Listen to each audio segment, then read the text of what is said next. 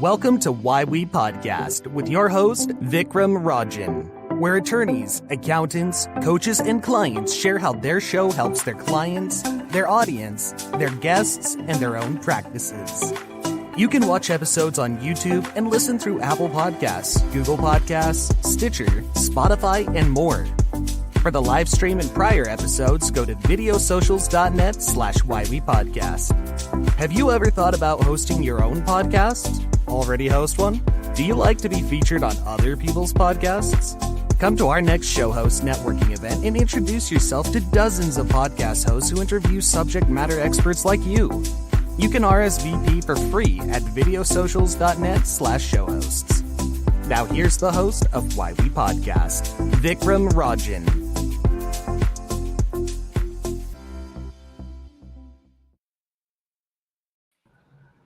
Hello, everybody. Welcome to another episode. We stream live just about every Friday at 1 p.m. Eastern, but you can also catch prior episodes, as you just heard, on our website and YouTube, and, of course, my own LinkedIn. So I'm looking forward to getting to know two more podcast hosts today and learning about why they podcast. Both are great seasoned podcast hosts. We're going to learn a lot of insights about what they do professionally and a thing or two about how their podcast has grown over it. So before we even jump into the podcast, I'd love to get to know what they do professionally. Here's Christopher Anderson and then Zen Benefiel. Christopher, can you share a little bit more about what you do professionally for, let's say, attorneys? Sure, I'd be happy to. So I work with attorneys on running their business. I mean, to put it very simply, I help attorneys do better to cause their businesses to meet their needs. And part of that is discovering what those needs are. But everything from helping them with the acquisition of new clients to helping them with acquiring team and running the operations to deliver on the promises made to those clients, as well as monitoring the progress and the metrics of the business to make sure that it is on track to deliver the results that they want. That's neat. Zen, what about you? What do you do professionally? Well, I do three different things. I do partnering workshops for building road and bridge construction, and I also do transformational coaching from a business and personal standpoint, applying the same skills in both areas. And I've been doing that for 20 some odd years. And then recently, I just accepted the executive director position with a global peace movement called Live and Let Live. Live and Let Live. And so we can segue, Zen, into your show, and then we'll come back to you, Christopher. Zen, what's the name of your show, and how did you segue? How did you start it? Why did you call it that? Like, give us the creation story. Back in 1990, I did a show here in Phoenix called One World. I investigated how people got where they were at from both inner and outer perspectives, what fears they encountered, and how they overcame them, and saw that fitting into the common human experience around them. 30 years later, my wife said, hey, you need to start talking to people again. And so I created One World in a New World, same kind of motif, 30 years of wisdom garnered in order to ask better questions and look at how we are evolving collectively toward a, for lack of a better, unification process globally now because of the rise in consciousness and the need for working together. That's neat. When did you start the show? April, first show was June 1st of 2021. Yeah, 2021. So you're coming on to a year now. Yep. That's cool. I want to go more into that, the deeper philosophy and the type of guests that you talk to. Let's actually turn to Christopher and kind of hear his creation story of how that came about. So you have your podcast for a while, Christopher, right? So can you give us a little bit of that segue of when did you decide? Why did you decide? And why did you name your show that way?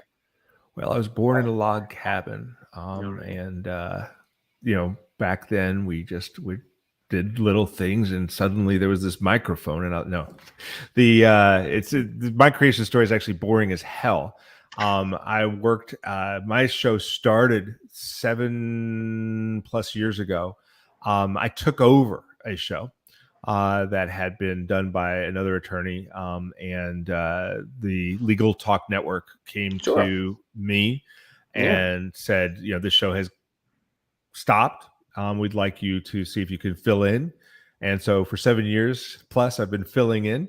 talking to lawyers across the country about how, about the stuff that I just talked about before, but how to make their law firms work for them. And so we've had a monthly show for that entire period of time. This year, we've actually just recently expanded. We have a second show each month, which is an Ask Me Anything segment where a couple dozen listeners come on to a podcast format, and they can ask. They each get, depending on how many people show up for 1 hour, they can ask me anything, and then we broadcast the highlights of that activity. Do you stream that live in its entirety? It sounds like you do the highlights as a podcast. So you kind of do while it's recorded, that's not public, and then you kind of chop it up and edit it into something a little bit more succinct. Yeah, exactly. So that, sometimes all questions are good questions, but some questions are a little bit better than others. It's particularly like sometimes 1 week after another or 1 month after another, the same question might come up. A listener didn't hear the show, and so we want to make the content useful for listeners, and unique. So that's we do chop it up a little. That makes sense. And then you have the AMA, the Ask Me Anything, and then you have the typical guest, one-on-one guest. And what's that process like? How do you format the show? How do you vet the guests? What's that process like of doing the show? Yeah. So first of all, we look for large checks to come in the mail, and that's how we choose our guests. Pay to play. No. Well, some shows are. Some podcasts are pay to play, right? Yeah, so we are not. You're saying. We are not. So I'm looking for, typically, most of my guests are not practicing attorneys, because the show is for practicing attorneys. So most of my guests are people that either have information that is useful to share to attorneys, and again, it's for law firm owners is really who the show's for.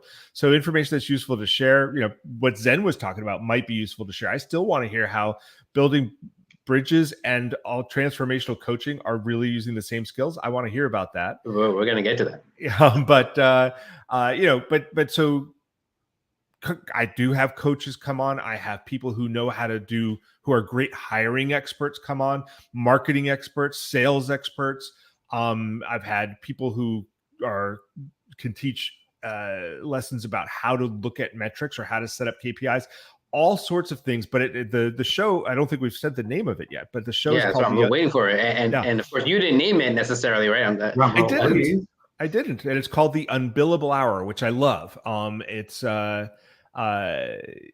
talks about all the things that lawyers should want to know about how to run their business. It's not about teaching them about how to be a better lawyer, or about how to bill your clients, but rather it's the unbillable hour, all that stuff that lawyers have to do to make their businesses successful. So while you didn't name it and you were essentially the adopted host, you've come to really appreciate the underlying meaning of the unbillable hour. Absolutely. And I mean, I think that's why the Legal Talk Network sought me out, it's what I've done my entire career. At the time that happened, I was actually working at LexisNexis, helping lawyers with software for their businesses, and actually consulting directly with them to help them figure out how to implement that software. And I'd done that before Lexis. I've done that since LexisNexis, including running my own law firms. But yeah, that concept of using technology, using good coaching tools to run your business better that's what I do. That's what I've done. That's great. I really would love to dive deeper into how has the show helped for your career, your firm, your personal brand. How has it helped your guests? We'll get to that, but let's turn to Zen to kind of hear really your question, Christopher. How do you, pun intended, bridge the two worlds then? What are the figurative skills that are needed around bridge building literally and maybe bridge building figuratively?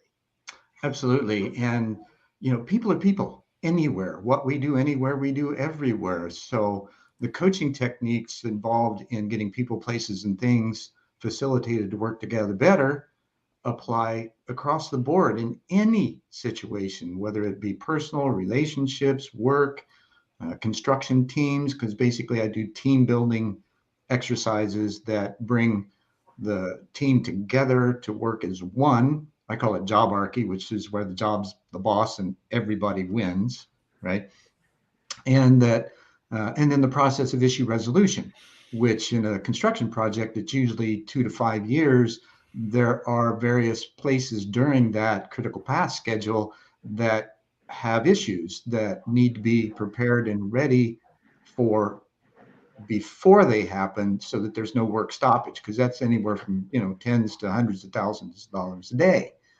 And the same applies. Our lives are, we're our own project manager. Sure. Right?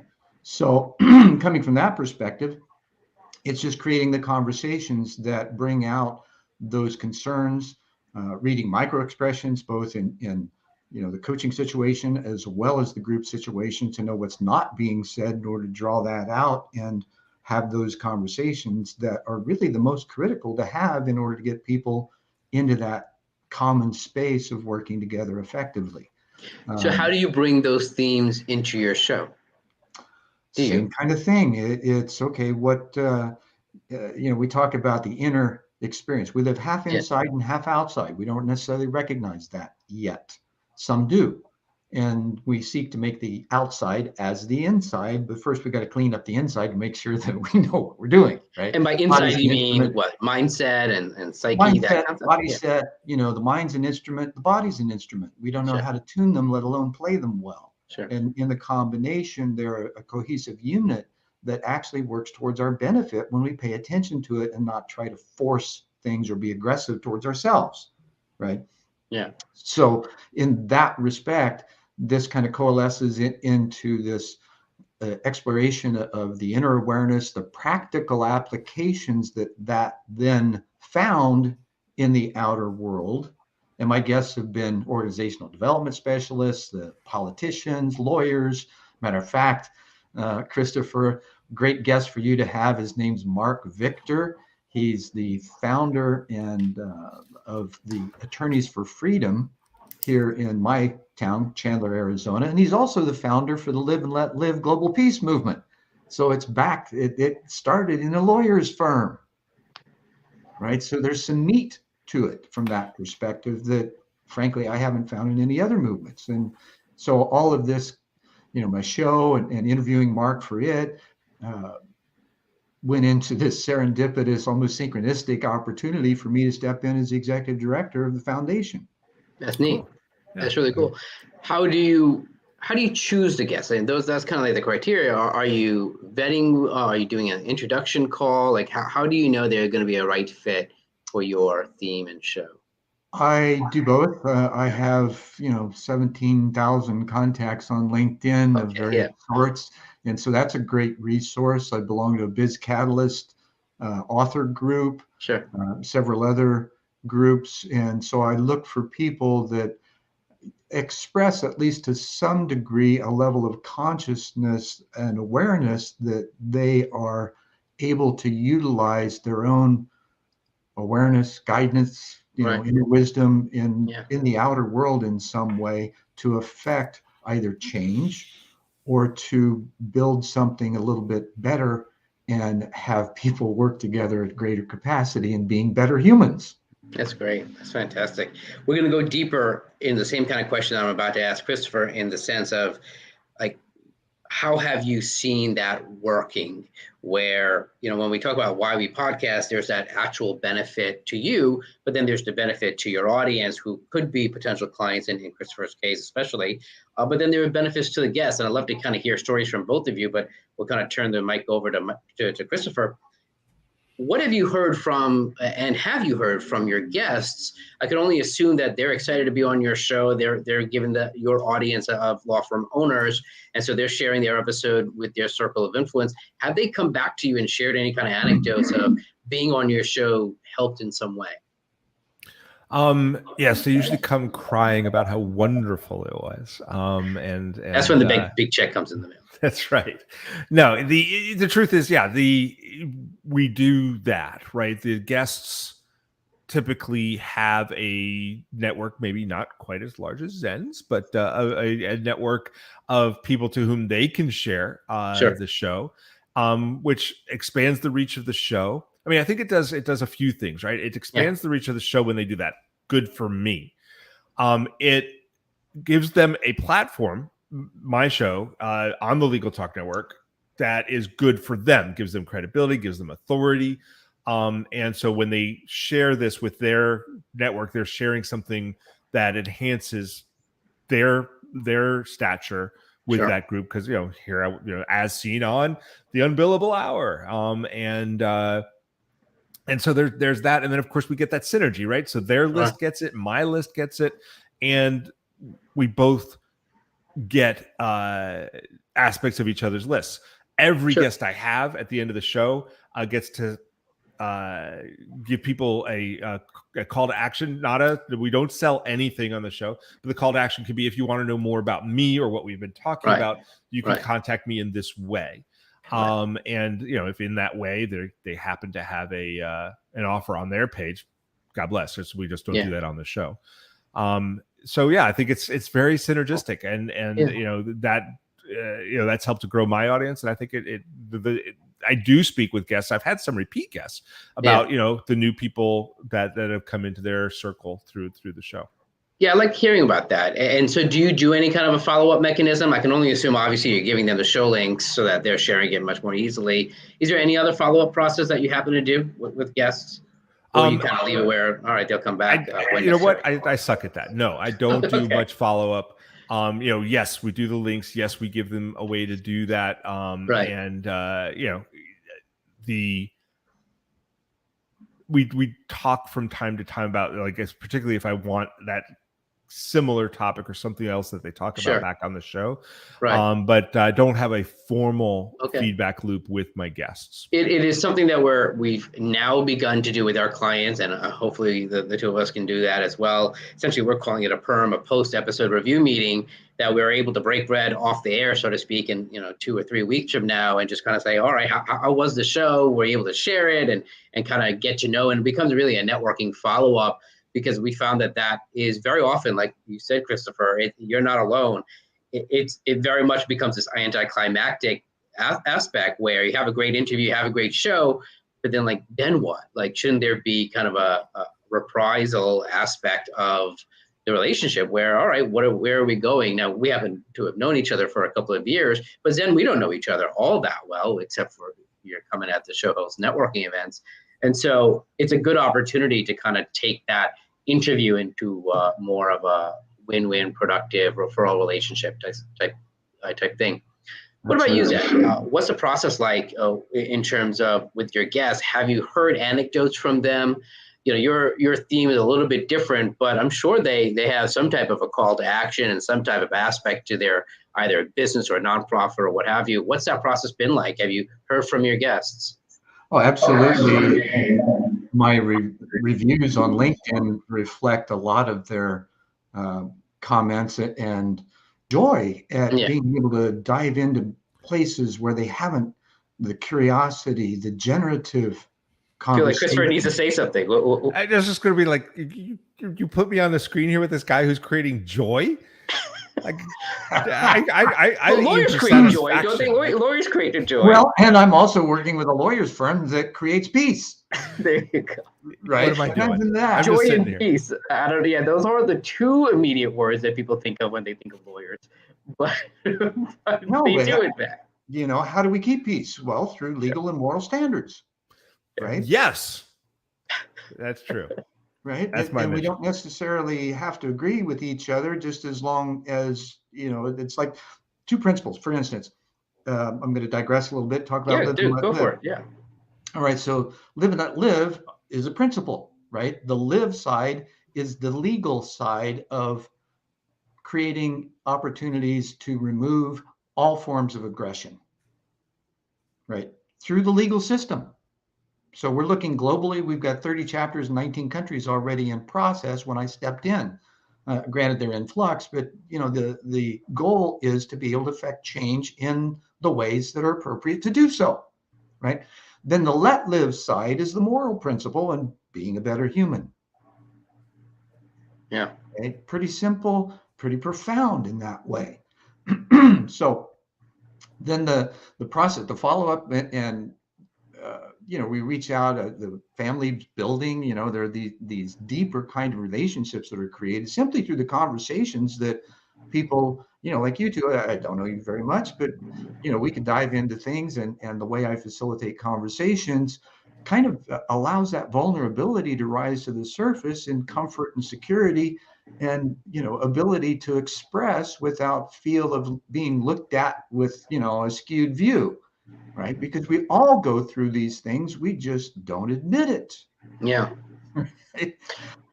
So coming back to your show and the podcast and how you work with guests. The follow-up part of it. Okay, so what I do is sometimes we talk about the follow-ups in the show, but rarely, because it's more just a conversation about consciousness and how we apply those things. However, in the description below, I have all of the links to their websites, their books, whatever materials they have available, and I do offer that as part of the show end. So I'm before I ask Christopher this question, I'm going to ask you, Zan, how do you measure the success of your show? Like, how do you know that either, and I'll ask in two ways. How do you know that the episode itself was successful? And then we'll get to the measuring tape that Christopher is holding up. Yeah. And then how do you measure the success of having a podcast and that it's not, a waste of your time where like, why am I doing this thing? Well, as with any relationship, whether it's resonant or not, right? Sure. And so that's chemistry, you click with the guest or not. Yeah, right. That's the most important is having that on-screen connection. Right. And being able to feel that and engage it as full as we can, sure, right, in the limited amount of time that we have. And then the other metric is the subscribers and the views. Okay. Yeah. Okay. And so that's the telltale sign, right? Sure. Absolutely. Do you end up having any kind of a call to action or any kind of freebie? Do you end up offering that on your own show for your own purposes? I mean, now you're executive director, but prior to that, do you have anything like that on your show that becomes like a benchmark? I mentioned that I do coaching and partnering from time to time, but no specific effort toward that because it's not a different type of show. Push for sales. Right? Yeah, fair enough. It's about the communion. Yeah. And then establishing, if a listener or viewer has a connection that they want to explore, then the information's there for them to follow. It's an invitation and it's self-initiating. Cool. Christopher, what about you? How do you measure the success of an episode, and how do you measure the success of all the time that you put into having a podcast? Well, clearly not with joy. That's what, that's what I know. Like, we measure it in ways that are not joyful at all. Listen, there's some metrics, right? Yeah. When Vikram is on my show, we get and it's usually after about 3 months, you really get an idea. You look at 3 months, how many downloads, right? And, when Vikram's on the show, we got this many, then all of a sudden Zen comes on and, we've got 4 times, like some shows really are 3 to 4 times as much as other shows. So that's a metric because it's not random, right? It's like, and it's not like a steady progression. It's jagged. Some shows just get boom. They get lots of downloads and lots of watch. Why do you think so? Is it the influence of the guests, or I think some guests. We talked about that synergy about broadcasting it out to their network and mine, right? So I think that is a part of it. I think certain topics, no matter who the guest is, generates more buzz. People. And dirty little secrets. The lawyers will download and watch the shows that are actually the ones they don't need. Like some of the shows that have the lower downloads are the ones they actually should be watching and listening to. Can you give examples? What does that mean? So yeah. Everybody wants to watch the show about marketing. Like, I put on a guest about marketing, how to get more leads. Boom! Right. Usually those are fun. We'll talk about that definitely. Yeah, I bring on the guest that talks about how to hire, and it's like, but that's like, golly, that's what lawyers really need to know, is how to hire better people and not have failed hires. Sure. I did a show about infrastructure, about how to how to do hoteling of offices. Like, that wasn't very popular, but it's actually a really important show. So, but yeah, the metrics of listeners are one, right? Yeah. It's a really important one to me. And then we can also see who then sticks. And so, wow, we picked up 1,000 extra listeners on this show, and wow, 600 of them picked up the next show too. That's awesome. Right. And Right. that's a good metric. It's like this show caused some people to stick. And and that helps to inform us what to talk about next week or next month and the month and the next month and the next month. I'm typically booked about 5 or 6 months out. So, it tells me who, and I've done it, Vikram, like there have been shows that have been boom, pop, and I'll go grab another guest and actually stick them in the lineup ahead of time. Like, wow, this needs to be talked about in 2 months, not 6. Right. During COVID, we shifted a lot of them around to get some guests in that talked about like, what do you need to do right now to preserve your business, to keep going virtual or that kind of stuff. Yeah, I can imagine that. And then, do you offer any kind of a freebie call to action where that becomes a benchmark where this is turning into client conversion or something of that sort? Yeah, well, for 3 easy payments of $4,999, you can. But no, we don't do that. Or freebie. What we do, we actually have no call to action in the show. Okay. The show is building this immense list that I can make all the call to actions I want to this list at other times. Like the show is to give. The show is about giving. My guests give their time. I give amazingly insightful commentary and questions. They're just really remarkable. I give my time. To your own horn. Yeah. The guests give their time, and we try to provide our listeners value. Enough value so that if I do send them something or I do pick up the phone, they might take a look. Sure. And that's what it's all about. And really, the show. You've been doing this for 7 years. I can only assume it has. So, how often does that happen? Where a client cites that the podcast, in one way or another, helped them make a decision to work with you? I don't think that's how it works. It's it gave them the impetus, the incentive to open that email, to take that phone call. Right. And then they knew what to talk about, they knew what to ask, and there was this pre-established level of credibility. I don't think that anybody's listened to the podcast and then tried to find me. It may have happened. I mean, people stop me at like tech show or a bar event and go like, oh, I've been listening to you for years. And I'm like, I'm so thrilled. I can't see you on the other side. I'm so sorry. But it's a conversation starter, but it's mostly when I try to start the conversation. That's how it usually goes. Oh, that's interesting. What do you mean? Like how do you bring it up? By reaching out with an email or some other campaign where I'm actually trying to get a conversation started about how we might work together.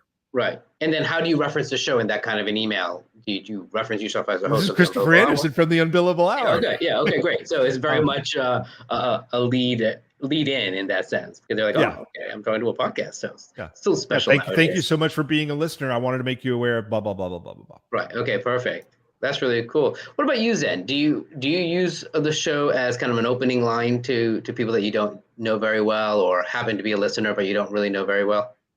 Depends on the conversation, and yes, as much as possible. Okay. That's cool. Because it's a different sort of thing. And how it works is through that aspect I mentioned earlier, that it really focuses on the attention, intention, and interaction that one desires in life and how to find the flow with that. Now, that hasn't been a real commonplace type of thing, although it makes common sense. We haven't made sense common just yet.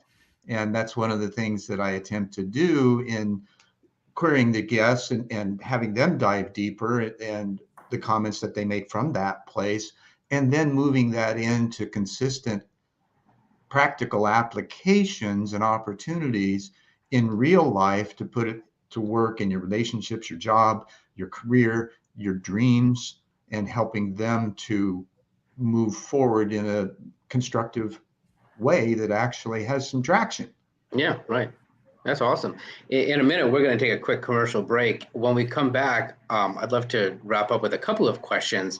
I'd love for you to share, is there a secondary reason, is there another benefit that you get from your podcast? I mean, there's, for you, Christopher, there's that business aspect. For you, Zen, there's like life purpose, mission. Is there another aspect that we haven't actually explored for you to kind of bring about? Is there? Absolutely. So we'll take a commercial break and I'll ask you about that. I'd love for you to rave about another podcast host if you're a podcast junkie like me. Let's take that break and we'll come back. Do you want your own podcast like this one? My team will do all the grunt work for you. Just show up, smile, and enjoy talking to your potential clients and referral relationships. Go to videosocials.net/govip to watch our 9-minute webinar for all the details. Are you a busy lawyer, coach, consultant like me? You should have a podcast done for you to get you more clients, impress your colleagues, and it becomes your perpetual referrals flywheel. We find you the right guests. We schedule your guests, handle all the podcast tech, get you into Apple Podcasts, Google Podcasts, YouTube, LinkedIn, Facebook, Instagram, and more. Done for you. Go to videosocials.net/govip to watch our 9-minute webinar for all the details. Now back to the show. And back here we are. Zen, I know you came to the previous show host networking event. Were you there yesterday? I don't think No, so. I wasn't. I had other things. Okay, all right, yeah, things to do. Better things to do, I suppose. That's fair enough. So that's all right. May 26th, if you're able to join us, it'll be great to have you again. The last Thursday in May, last Thursday in June is the next show host networking event. And Christopher, I don't think you've ever given us the pleasure of your company at a show. I think I've been to one. Which one? Do you remember? No, I have no idea. Right. So we started in December.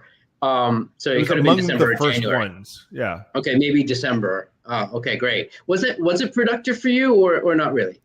And you can it was productive for me. Okay. Right answer. It is difficult for me to block that much time. Fair enough. Okay. And in all honesty, my podcast, like the podcast I do, like problems I don't have. Yeah. Guests. Like sure. Right. Sourcing guests. Yeah, it's easy. Finding, great people to talk to. Like I wrote down Mark Victor, like I'm going to reach out to him. Right. But I've got a great team behind me that reaches out, vets the guests, gets that done. And like I said, we stay 5-6 months ahead, and we've got 5-6 months of prospects beyond that. Yeah. So that's not, that's one not aspect, right? And then if there's an aspect, if you want to be on other people's podcasts, since there are a good number of attorneys who run shows that would love to have guests. There are plenty. Well, I'm saying at the show host networking event. I mean, in general, yes, and then even at our events, since so many of our clients are attorneys. But yeah, that's not the point of the question. So, but thank you so much. Yeah. So hopefully you will come back at a future one. I will. It's just we'll find the time. Yeah, we will. But I want to come back to your show. I want you to talk about your show. So is there kind of a secondary benefit? Is there that motivation that keeps you going month after month for your show, Christopher? Like how do you? I like to tell people, because it's true, that one of the things I love about working with other lawyers, because I have my own law firms, and I run them, and they could occupy and do occupy. They're quite a full-time job. Meaning law firm clients, or are you still a practicing attorney? I am not a practicing attorney, but I am a law firm owner. Okay, so you're an owner of firms. So I own some law firms, and that could occupy all of my time. Sure. The podcast and the work I do with other attorneys does two things for me. One, I love helping people, and I really love helping lawyers like liberate themselves from some of the misconceptions and the things that hold them back from having successful law firms. The other thing is I learn better for others than I learn for myself. So the questions I get on the podcast, the guests I have on the podcast, and the lawyers with whom I consult force me to continue to learn, to learn things I might not otherwise learn, which I could also bring back to my own businesses. So I learn it for them. And then I get, if I'm working with Zen, I learn it for him. But then Vikram, I'm talking to you and you have a similar problem. Like that thing I learned for him can benefit you. It can benefit all my other clients. Right. Then I bring it to the Unbillable hour. And, with my guests, I can pepper them with things I've learned from other guests. And it creates this like great synergy of knowledge that I just don't have the discipline to do for me, Sure. but I'll do it for you. And the discipline of learning for learning's sake, you're learning because of a client, for a client, through the process of your work. And then your listeners, let alone your other clients, benefit from that. So that's great. It's kind of the reason why I do this, right? That I want to feature other podcast hosts. I want you to get to know you guys. I want you guys to get to know our audience.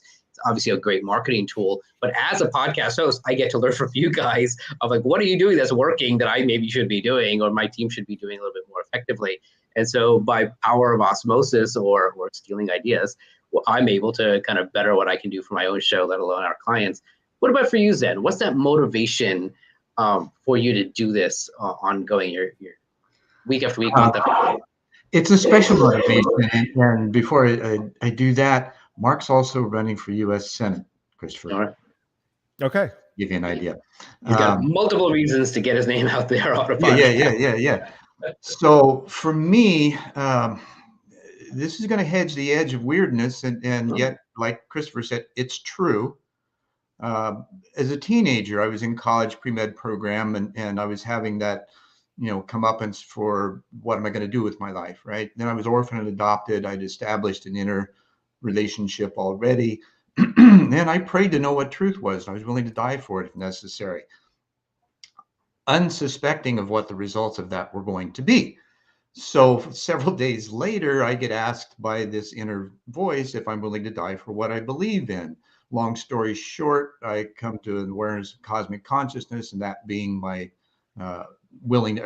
being willing to die for that, and ended up in the light and beyond, and had this really, it was like a feeling of home with an effervescent, iridescent, really high-pitched sensation to it, realizing I could think, so I wasn't dead. And then I questioned if there was more.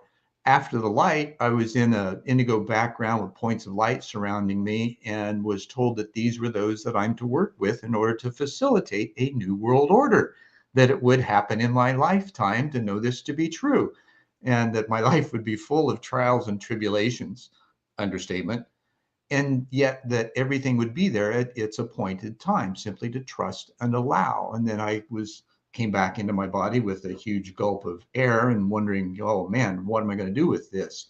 Questions were, okay, how do I prepare and when, right? So when COVID happened, it's like, oh man, here it is.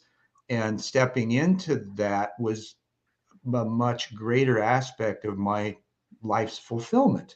And so One World originally was an attempt to explore others and get some corroboration for myself that these things are actually going on inside of people that they're not necessarily talking about because of the weirdness factor, right?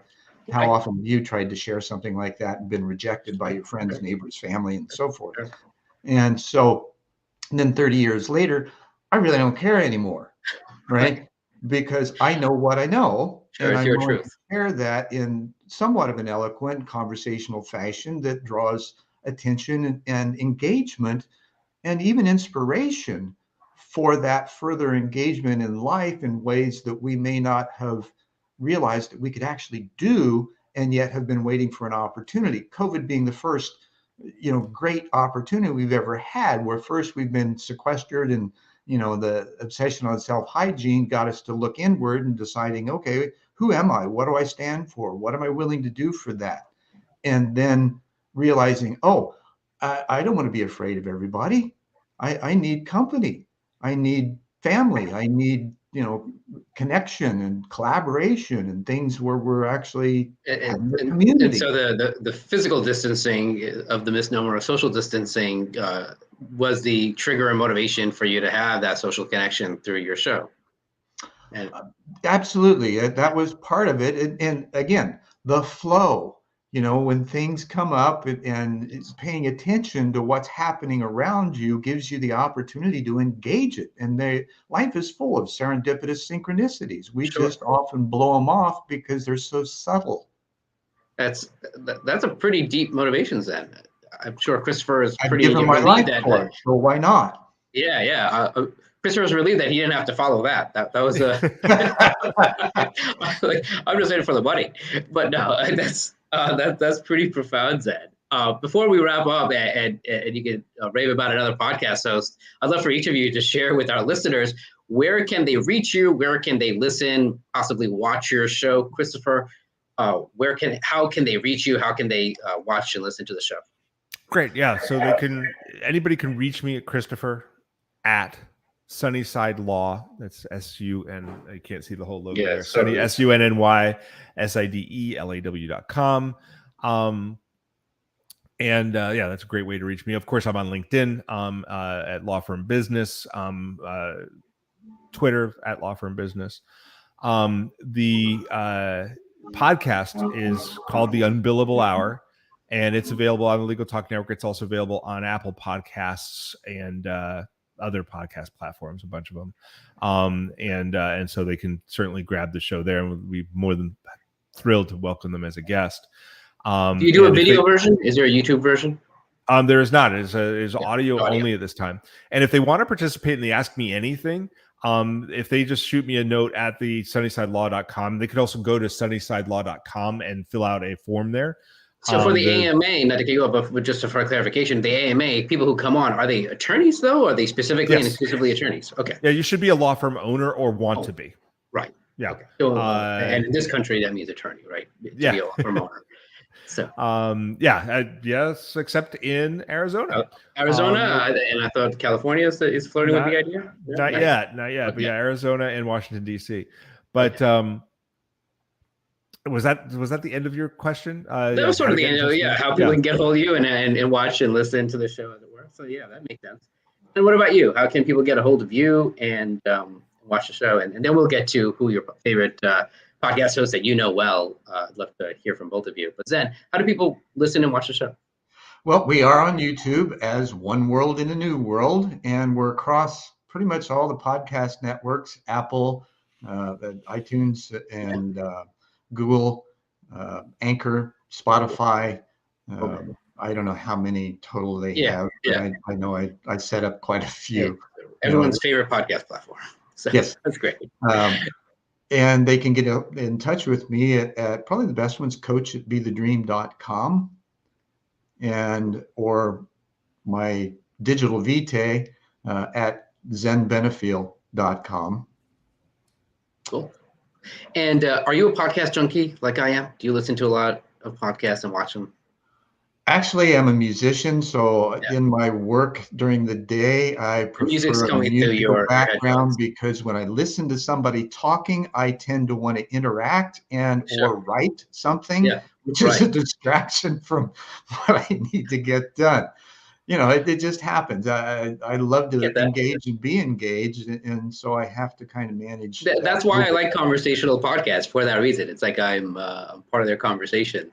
Absolutely. There's got to be a time, a place for me to give it effective attention. Sure. Right? Is there anyone that comes to mind? Anyone that you know well that runs a podcast that you're a raving fan of? Well, I really like Mark and his cohort. I'll remember his name in just a minute. Andy. And they do a podcast called Peace Radicals for the Live and Let Live movement. Mark is really a great host. He's also rather outspoken and willing to talk about anything, any issue, and address it from the perspective of live and let live as well. It'd be great to have him on the show in the future. It sounds like he'd be a fun and interesting guest. Already was. That's how I became executive director of Live and Let Live, was through that serendipitous synchronicity that just happened to roll out in magnificent fashion, and I was able to step through the door. Right, cool. Opportunities come up constantly for us, and it's the choice of whether to go through the door or not that is the optimal result. And you can always back out of it, but it's more fun walking through the door, especially if you're a bit timid or frightened of what's on the other side. Yeah, that makes sense. That makes sense. Christopher, what about you? Are you a podcast junkie? Do you watch podcasts? No, I'm not. Podcasts? No. Okay. And again, it's time, right? Yeah, so sure. I do listen to podcasts. I just wouldn't call myself a junkie. Okay. There's two kinds, and I want to make sure I got the criteria right.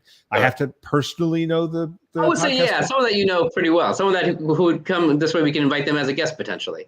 Okay, so You know anyone well. Yeah. So I won't mention the Rich Roll podcast because that's one that I listen to a lot. But that's fine. You can mention. Oh no, but definitely rave about a show that you, even if you don't know the host really well, if you want to rave about that person as well. So Referral podcast is one of them. So So the two kinds I listen to are about self-improvement, just like me, my body, my health. And I love the Rich Roll podcast for that. But I don't know Rich. We're born in the same month, the same year, but I don't know him. I misheard. I heard it as Referral podcast. What's his name? Rich Roll, ROLL. Rich Roll. Okay, cool. Fantastic podcast. And then, but the one who I do know is a gentleman with whom I have coached. In other words, he's been my coach. Him and his organization, and his name is David Nagel, Neagle. And it's the Successful Mind podcast. And that's one that I catch on a regular basis. Oh, great. Well, I look forward if you can introduce us. That'll be great. And I can make that extra. He's been a guest on my show, and I can certainly make that introduction. Obviously, it sounds like you know him really well if he was your coach. So that's fantastic. Thank you for sharing, both of you. Thank you, both of you, for taking the time. We spent about a good 45 minutes together, really diving deep into the success of your shows and how it's benefited you and benefited your guests and benefited your audience as well. So this has been fantastic for me to kind of learn about different formats. We also like to talk about how shows are formatted, and for you to take an AMA and ask me anything and turn that into a podcast is also kind of an innovative use of content and content marketing. So thank you, Christopher. Thank you, Zen. Anything that we didn't cover that you want to just wrap up with? If not, we'll end it here. I would invite everyone to check out the liveandletlive.org website. It's brand new. We just posted the new site yesterday. Oh, congratulations. We always like website launches. Well, that's phenomenal. Thank you, everybody, for watching and listening. Again, we stream just about every Friday at 1 p.m. Eastern, and you can catch episodes at YouTube, of course, and just about every major podcast platform, just like these two gentlemen. Thank you again. My name is Vik Rajan, co-founder of Video Socials, and I've been your host of Why We Podcast. Until next time.